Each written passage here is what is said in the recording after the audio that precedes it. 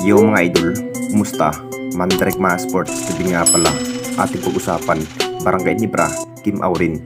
Gustong kunin ulit nga ng Barangay Nibra at Barangay Nibra versus Converge game prediction. Pero bago na nga yan, kung bago ka lang sa aking channel, huwag mong kalimutan mag-subscribe at i-click ang notification bell para lagi kang updated sa ating latest upload pa natin.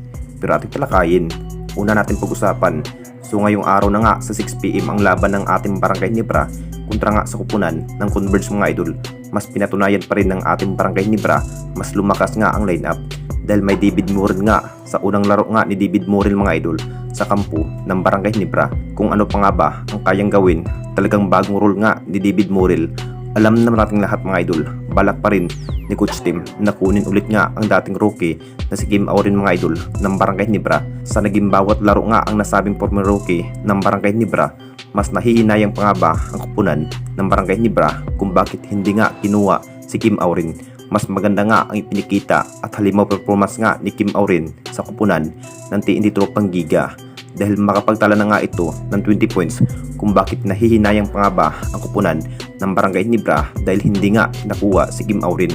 Mas pinili nga si Donald Gumaro mga idol na hindi masyadong ginagamit nga ni Coach Tim sa pagkikipaglaban dahil mas maganda pa rin na mai-improve pa rin ni Donald Gumaro ang kanyang bawat laro.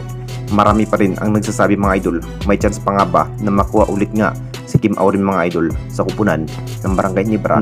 At ayon pa rin sa nabasa nating article, talagang pumirma na nga si Kim Aurin ng 2 years contract sa kupunan ng TNT Tropang Giga.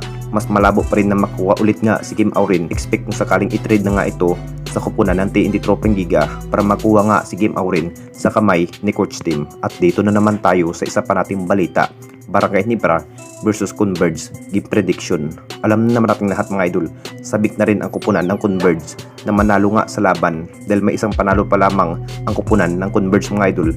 Pero hindi pa rin basta-basta na matalo nga ang kupunan ng Barangay Nibra at lalo na maganda nga ang kanilang ibubuga sa bawat laro. Dinurog nga ang kupunan ng Converge ng win-losses sa bawat laro at may isang panalo sa buong laban.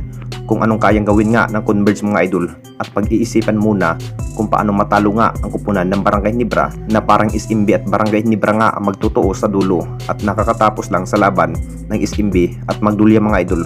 Panalo na naman ang kupunan ng SMB at talo nga ang kupunan ng Magdulya sa laban mga idol at mamayang 6pm na rin ang pagharap ng Barangay Nibra at Converge. Matitihado pa rin ang Converge dito mga idol kahit walang Jimmy Malonzo na may goto injury at bagong star player nga na si David Morel. Ito na nga ang ibabandera ni Coach Tim mga idol na si David Morel at Kirsten Stan Hardinger at Japet Aguilar at si Scotty at isa pa nga yan ng gunner na si Maverick Ahamisi. Ito na nga ang bagong starting five nga sa laban.